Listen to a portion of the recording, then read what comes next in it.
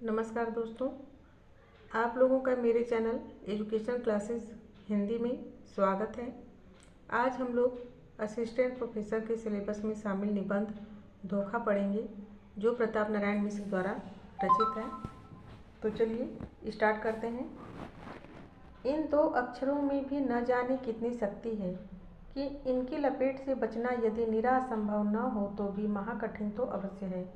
जबकि भगवान रामचंद्र ने मारीच राक्षस को सुवर्ण मृग समझ लिया था, तो हमारी आपकी क्या सामर्थ्य है जो धोखा न खाएं।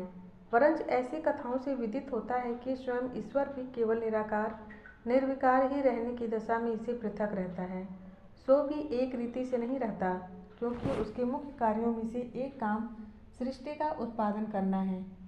उसके लिए उसे अपनी माया का आश्रय लेना पड़ता है, और माया भ्रम छल इत्यादि धोखे ही के पर्याय हैं।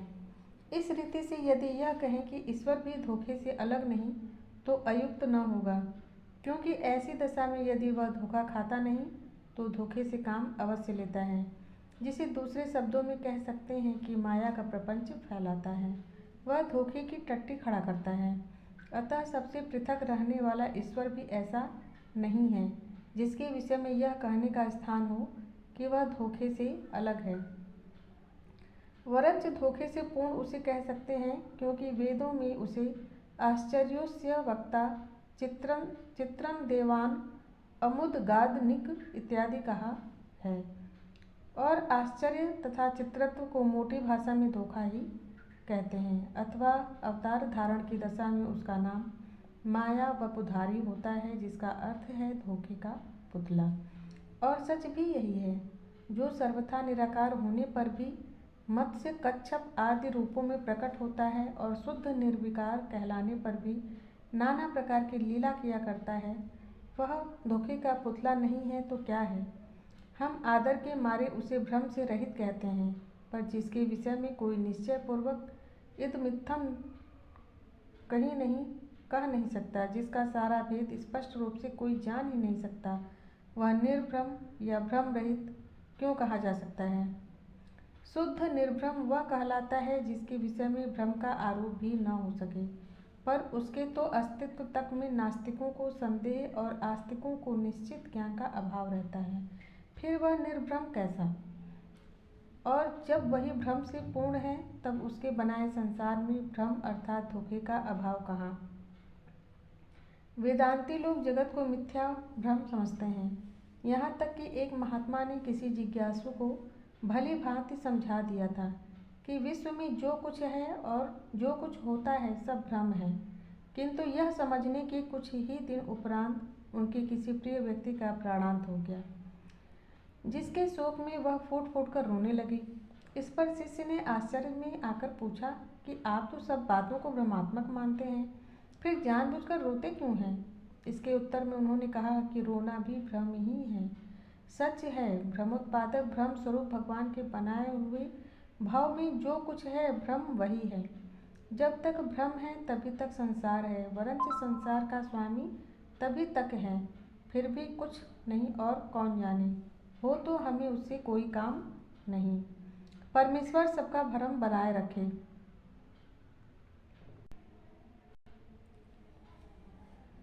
इसी में सब कुछ है। जहाँ भ्रम खुल गया वहाँ लाख की भलमनसी खाक में मिल जाती है। जो लोग पूरे ब्रह्म ज्ञानी बनकर संसार को सचमुच माया की कल्पना मान बैठते हैं, वे अपनी भ्रमात्मक बुद्धि से चाहे अपने तुच्छ जीवन को साक्षात सर्वेश्वर मान के सर्वथा सुखी हो जाने का धोखा खाया करें, पर संसार के किसी काम के नहीं रह जाते हैं। वरंच निरे अकर्ता अभोक्ता बनने की उमंग में अकर्मण्य और नार्य सब एक हैं, जस मेहरी तस माय इत्यादि सिद्धांतों के माने अपना तथा दूसरों का जो भी अनिष्ट न कर बैठे, वही थोड़ा है, क्योंकि लोक और परलोक का मजा भी धोखे ही में पड़े रहने से प्राप्त होता है। बहुत ज्ञान छांटना सत्यानाश की जड़ है। ज्ञान की दृष्टि से देखें तो आपका शरीर मल मूत्र मांस मज्जा घृणास्पद पदार्थों का विकार मात्र है, पर हम उसे प्रीति का पात्र समझते हैं और दर्शन स्पर्शन आदि से आनंद लाभ करते हैं। आपको वास्तव में इतनी जानकारी भी नहीं है कि हमारे सिर में कितने बाल हैं, वह एक मिट्टी के गोले का सिरा कहाँ पर है। किंतु आप हमें बड़ा भारी विज्ञ और सुलेखक समझते हैं तथा हमारी लेखनी या जिह्वा की कारीगरी देख देख कर सुख प्राप्त करते हैं। विचार कर देखिए तो धन जन इत्यादि पर किसी का कोई स्वत्व नहीं है। इस क्षण हमारे काम आ रहे हैं, क्षण ही भर के उपरांत न जाने किसके हाथ में वे किस दशा में पड़ के हमारे पक्ष में कैसे हो जाएं। और मान भी लें कि इनका वियोग कभी न होगा तो भी हमें क्या, आखिर एक दिन मरना है और मूंदी गई आंखें तब लाखें कहीं काम की। पर यदि हम ऐसा समझकर सबसे संबंध तोड़ दें तो सारी पूंजी गंवाकर निरे मूर्ख कहलावें। स्त्री पुत्रादि का प्रबंध न करके उनका जीवन नष्ट करने का पाप मुड़ियावें। ना हम काहूँ के को न हमारा का उदाहरण बन के सब प्रकार सुख सुविधा सुयस से वंचित रह जावें। इतना ही नहीं वरंच और भी सोच कर देखिए तो किसी को कुछ भी खबर नहीं है कि मरने के पीछे जीव की क्या दशा होगी। बहुतेरों का सिद्धांत यह भी है कि दशा किसकी होगी, जीव तो कोई पदार्थ ही नहीं है। घड़ी की जब तक सब पुर्जे दुरुस्त हैं और ठीक ठीक लगे हुए हैं तभी तक उसमें खट खट टन टन की आवाज़ आ रही है। जहाँ उसके पुर्जों का लगाव बिगड़ा वहीं उसकी गति न शब्द। ऐसे ही शरीर का क्रम जब तक ठीक ठीक बना हुआ है मुख से शब्द और मन से भाव तथा इंद्रियों से कर्म का प्राकट्य होता रहता है। जहाँ इसके क्रम में व्यतिक्रम हुआ वहीं सब खेल बिगड़ गया। बस फिर कुछ नहीं, कैसा जीव कैसी आत्मा। एक रीति से यह कहना झूठ भी नहीं जान पड़ता, क्योंकि जिसके अस्तित्व का कोई प्रत्यक्ष प्रमाण नहीं है उसके विषय में अंततो गत्वा यूँ ही कहा जा सकता है। इस प्रकार स्वर्ग नरक आदि के सुख दुखादि का होना भी नास्तिकों ही के मत से नहीं किंतु बड़े बड़े आस्तिकों के सिद्धांत से भी अविदित सुख दुख निर्विशेष स्वरूप के अतिरिक्त कुछ समझ में नहीं आता। स्कूल में हमने भी सारा भूगोल और खगोल पढ़ डाला है, पर नर्क और वैकुंठ का पता कहीं नहीं पाया। किंतु भय और लालच को छोड़ दें तो बुरे कामों से घृणा और सत्कर्मों से रुचि न रखकर भी तो अपना अथवा पराया अनिष्ट ही करेंगे। ऐसी ऐसी बातें सोचने से गोस्वामी तुलसीदास का गोचर जह लगी मन जाई सो सब माया जाने हूँ भाई और श्री सूरदास जी का माया मोहिनी मन हन कहना प्रत्यक्षतया सच्चा जान पड़ता है। फिर हम नहीं जानते कि धोखे को लोग क्यों बुरा समझते हैं। धोखा खाने वाला मूर्ख और धोखा देने वाला ठग क्यों कहलाता है, जब सब कुछ धोखा ही धोखा है और धोखे से अलग रहना ईश्वर की भी सामर्थ्य से दूर है तथा धोखे ही के कारण संसार का चरखा पिन्न पिन्न चला जाता है। नहीं तो ढिच्चर ढिच्चर होने लगे वरंच रहा न जाए तो फिर इस शब्द का स्मरण व श्रवण करते ही आपकी नाक भौं क्यों सुकड़ जाती है। इसके उत्तर में हम तो यही कहेंगे कि साधारणतः जो धोखा खाता है वह अपना कुछ न कुछ गंवा बैठता है और जो धोखा देता है उसकी एक न एक दिन कलई खुले बिना नहीं रहती है और हानि सहना व प्रतिष्ठा खोना दोनों बातें बुरी हैं जो बहुधा इसके संबंध में ही हो जाया करती हैं।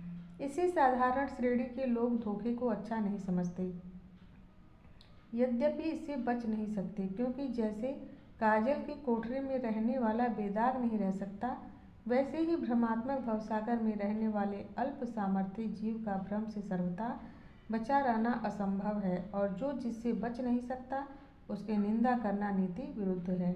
पर क्या कीजिएगा, कच्ची खोपड़ी के मनुष्य को प्राचीन प्राज्ञगण अल्पज्ञ कह गए हैं, जिनका लक्षण ही है कि आगा पीछा सोचे बिना जो मुंह पर आवे कह डालना और जो जी में समावे कर उठना। नहीं तो कोई काम व वस्तु वास्तव में भली अथवा बुरी नहीं होती, केवल उसके व्यवहार का नियम बनने बिगड़ने से बनाव बिगाड़ हो जाया करता है। परोपकार का कोई बुरा नहीं कह सकता, पर किसी को सब कुछ उठा दीजिए तो क्या भीख मांग के प्रतिष्ठा अथवा चोरी करके धर्म खोइएगा व भूखों मर के आत्महत्या के पाप भागी होइएगा। यूँ ही किसी को सताना अच्छा नहीं कहा जाता है, पर यदि कोई संसार का अनिष्ट करता हो उसे राज से दंड दिलवाइए व आप ही उसका दमन कर दीजिए तो अनेक लोगों के हित का पुण्य लाभ होगा।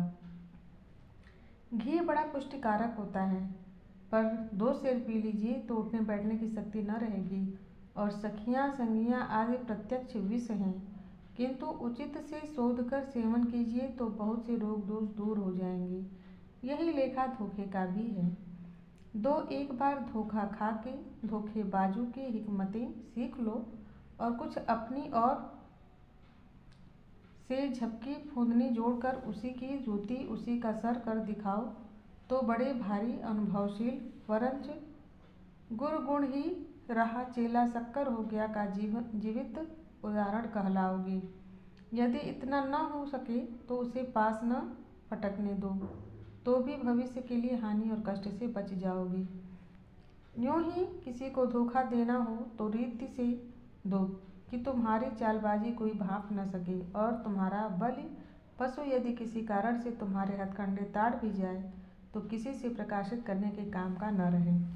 फिर बस अपनी चातुरता के मधुर फल को मूर्खों के आंसू या गुरु घंटालों के धन्यवाद की वर्षा के जल से धो स्वादपूर्वक खाओ। इन दोनों रीतियों से धोखा बुरा नहीं है। अगले लोग कह गए हैं कि आदमी कुछ खो के सीखता है, अर्थात धोखा खाए बिना अकल नहीं आती, और बेईमानी तथा नीति कुशलता में इतना ही भेद है कि जाहिर हो जाए तो बेईमानी कहलाती है और छिपी रहे तो बुद्धिमानी है। तो दोस्तों, मेरा यह वीडियो आपको कैसा लगा? अगर पसंद आया हो तो प्लीज़ आप मेरे चैनल को लाइक करें और सब्सक्राइब करें। धन्यवाद।